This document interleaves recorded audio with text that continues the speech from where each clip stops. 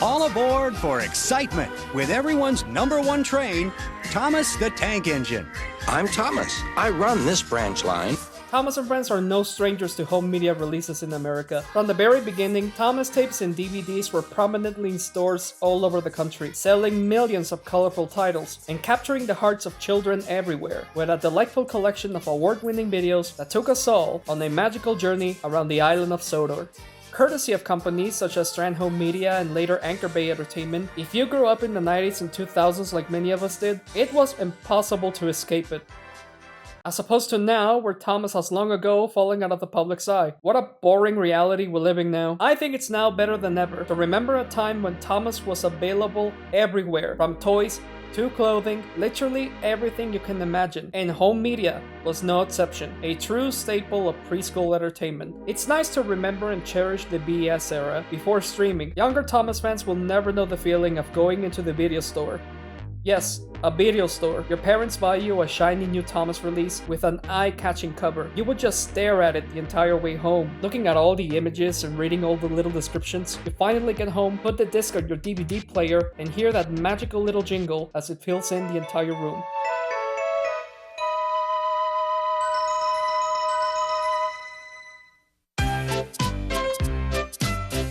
There's an undeniable charm of watching Thomas this way. We all watch Thomas on the screen via physical media, and that in turn motivated us to want to see more, and start to buy marketable Thomas toys and merchandise, and have these characters and world as part of our lives. It's a brilliant business model. Home media and toys go hand in hand. It's why so many of us are going out of our way to collect every single little variant of these releases. No matter how small the difference is, they went so hard on the presentation alone. Home media was the catalyst for our Thomas obsession. And I'm no different. I can hoard these things too. I've become a bit of a connoisseur when it comes to Thomas home media. I have a PhD and everything. That's not something to be proud of. So how big is your home media collection, Hugo? Well, pretty cool, huh? What you're seeing here is 22 years worth of Thomas home media findings, and it all started with this bad boy. And 22 years later, can you tell what my hobby is? Technically speaking, this was my very first Thomas collection, and through the power of Toys R Us, Best Buy, Ross, FYE, and flea markets, my home media collection has grown tremendously. I've been wanting to show you guys my Thomas home media collection for a while now, so what I'm planning to do is divide the collection in 2 parts. Part 1, the video you're watching right now, will be my VHS collection, and Part 2 will be my DVDs. And let me just set some rules here. We are going to look at my VHS collection in the order of release according to the Thomas the Tank Engine wiki. So if I got the order wrong, you know who to blame. Also, I'm just gonna say this now, all of my collection is American releases only. I have no other releases from any other regions of the world. No UK, no Japan. I mean, how disappointing that I don't have the Norwegian dub. So enough of me rambling here. Let's bring the fun out of the roundhouse and into your house. Or in this case, my house. And let's see all of my Thomas home media collection today.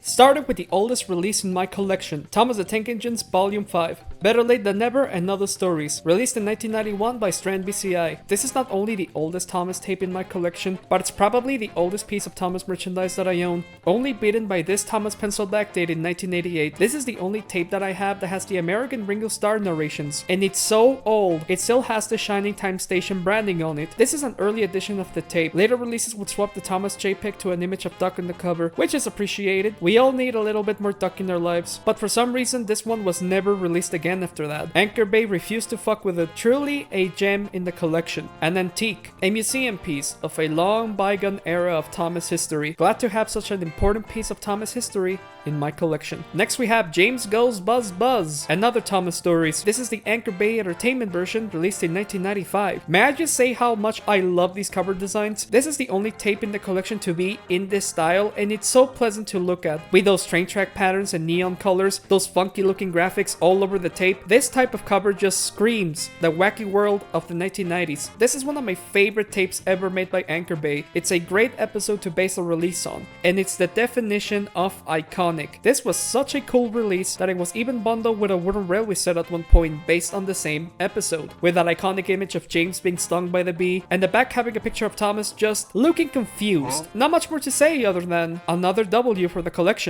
Next we have Thomas and his friends Help Out, the original 1996 release, a magical full hour of stories about helping, with a whopping 11 episodes from Thomas's first 11 volumes. God damn, because why have 10?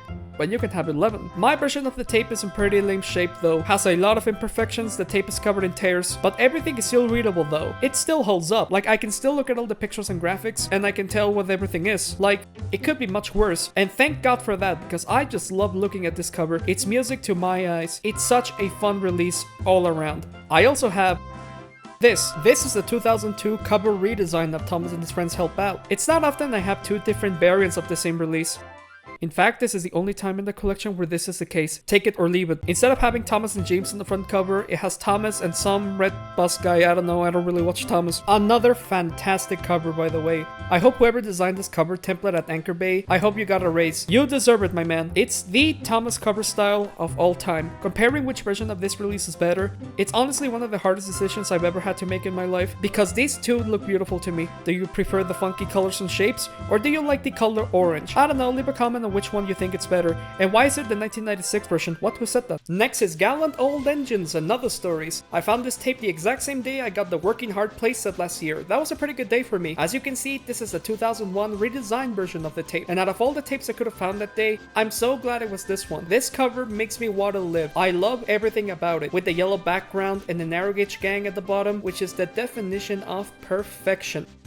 And then there's Gordon. Hello. Odd choice indeed. The original 1996 version had Rheneas on the cover because, you know, Gallant Old Engine is about Rheneas, so it makes sense why Rheneas would be, you know, on the cover. And I guess Anchor Bay looked at that and said, that's cool and all, but what would Gordon do in this situation? I'm not complaining though. Not one bit. Don't question it, just enjoy it. It's just an awesome Season 4 release, with an awesome looking cover. I hope they never change this cover design for the DVD version. That would be a pity. Next we have Racist Rescues and Runaways, except it's not Racist Rescues and Runaways, it's actually Thomas's Trackside Tunes. You lied to me. I bought this tape way back in the day, since for the life of me I could not find the DVD variant anywhere. I saw it at a flea market and thought to myself, well, if I can't have it on DVD, I might as well try to have it on VHS, right? And I did not bother to use my 2 brain cells and check the actual tape till I got home. So if I can give you guys a faraway top tip, it would be this. When you find a Thomas VHS tape at a flea market, check if the tape matches the cover. I don't know, it might just save your life one day. It's been 12 years since that happened, and I'm still pissed. I mean, I guess I'll take it. Trackside Tunes is another banger release. I mean, come on, it has my favorite 2 things in the world, Toby and Purple. Like, I'm glad I have it. It's just that Racist Rescues and Runaways. It's Racist Rescues and Runaways, you know what I mean? It's the goat of goats, the big one, the tape that turns children into men. But whatever, I'm still glad I have it. The cover looks pretty epic, I will say that. Here is Bills and Chills and Other Thomas Thrills with no cover. That's a bummer. And speaking of no covers, I have 2 copies of 10 Years of Thomas, and both are missing the cover. Life just really hates me, I guess. This is one of my favorite releases of all time, and the cover looks spectacular. And yeah, there's not much more I can say. I would love to have the cover for it, but this will have to do for now. I'm really trying to make this video entertaining for you guys. Please don't click away. Next we have Make Someone Happy, another solid Season 5 release. All of the chill episodes from Season 5 are on this tape, and compared to the rest of Season 5, this is actually pretty normal. It might not be as exciting as Bills and Chills or Rescues and Runaways, but it did succeed in making me happy. Not every release needs to be super exciting, and after a row of some dangerous, thrilling tapes, it's nice to lay back and enjoy the peaceful side of life for once. It's like the sunset after the storm. The episodes are super wholesome. You can't go wrong with this one. I just love how happy and friendly this one is. I mean, just look at it. James, Yellow, Old Slow Coach, hours of fun. This tape is so cool. I have another copy of this tape in slightly worse condition, just as a spare, just because this tape is that awesome. All I'm saying is, I would have 6 of these if it was up to me. Next we have the peak of cinema right here, Thomas and the Magic Railroad, released by British Columbia Pictures in the year 2000. Yeah, move over Hollywood. It looks wildly different from everything we've seen before, doesn't it? To my knowledge, this is the only tape to be released in this white clamshell design. I usually associate the style with the 90s Disney tapes. I don't really like this variant. It clashes way too badly with the rest, and it's a pain to store. It sticks out like a sore thumb. It's just annoying. A normal cardboard cover variant exists, but I don't have one. So I guess I'm stuck with this freak of nature. But what if I accidentally pour gasoline on it? That would be tragic. But don't you worry, as I have another copy of this with no cover. Because why have one when I can have two? Ah yes, my favorite Thomas character, Peter Fonda. Best movie ever, should have won all the Oscars. Well, after that mess, next we have Best of Percy with no cover, but the label looks nice. Next on the collection, we have Percy's Chocolate Crunch and other Thomas stories. An iconic release for sure. We all had this one in our youth, and if you didn't, yes, you did. Can we talk about how great this cover is? With Chocolate Percy in front and center. That episode was pretty much begging to be on a cover, and Gordon having a wee bit of a tumble there. A solid release of Thomas's most mid-season. It has some pretty good episodes and some really whatever ones. That's season 6 for you. But it has Little Legends as the song closer. 10 out of 10. What's not to love about this one? The cover looks on point and it looks good enough to eat. Glad to have this in the collection.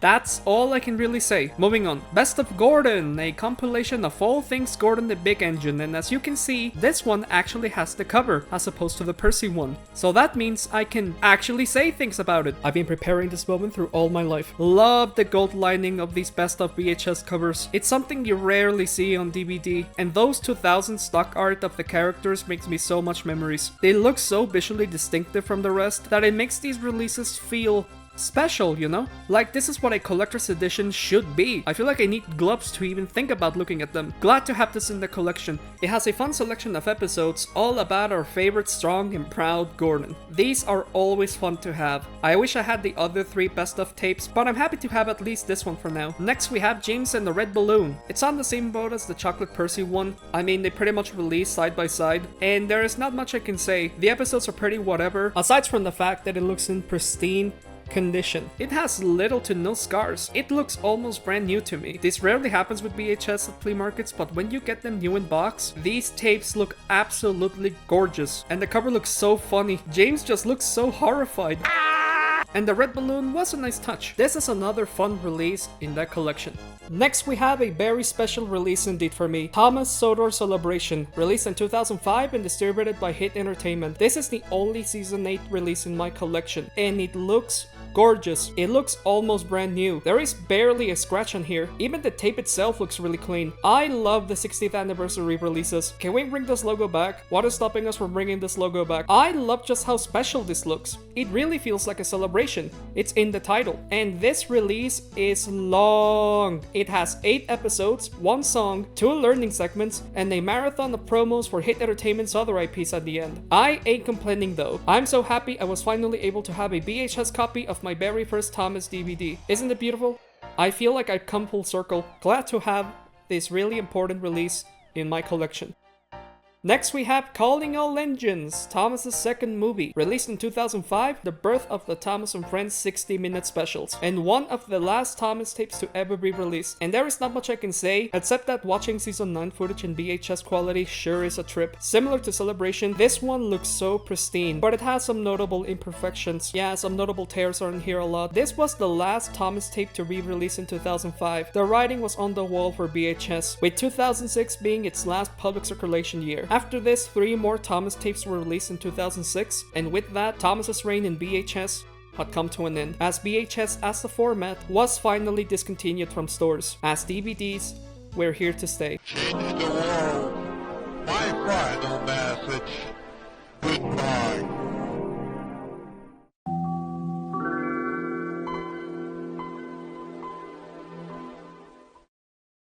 Next we have...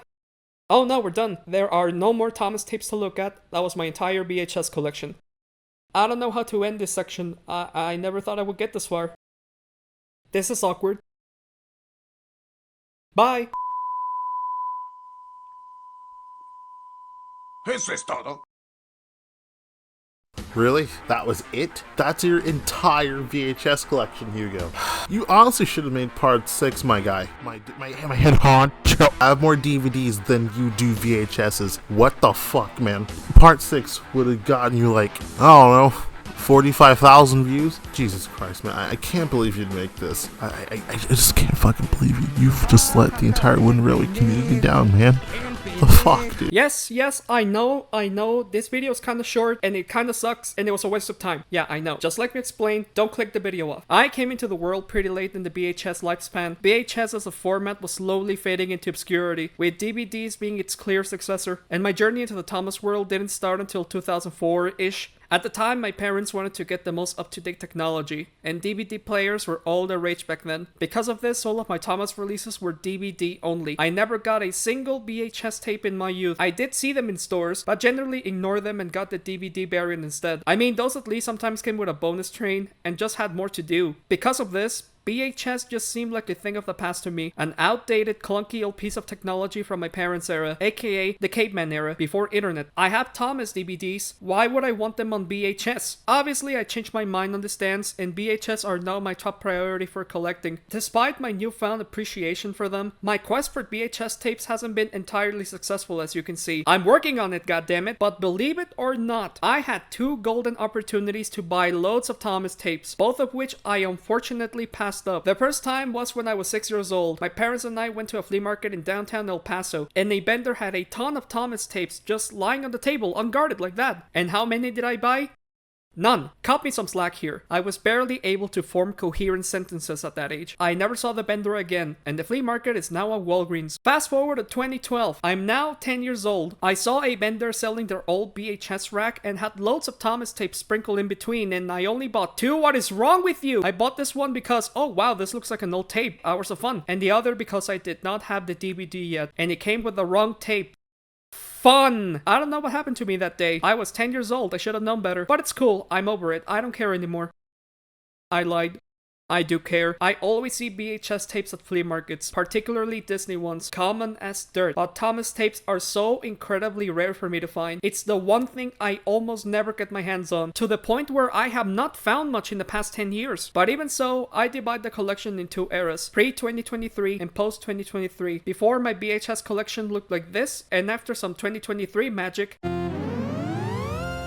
I did not mention this fact in my previous flea market video since I knew it would be better suited for this one. Even though my collection is quite poor, I still hope this video was at least entertaining though. I mean, I certainly had fun. It's a small but humble collection if you want to look at it that way, where we can all laugh at my stupid dumb mistakes. But that's not the end of the story when it comes to my home media collection. Oh, not at all. This was only the warm-up for the collection, the appetizer. Tune in next time and we will see what I consider to be more my bread and butter and the most interesting part of my Thomas home media collection. DVDs.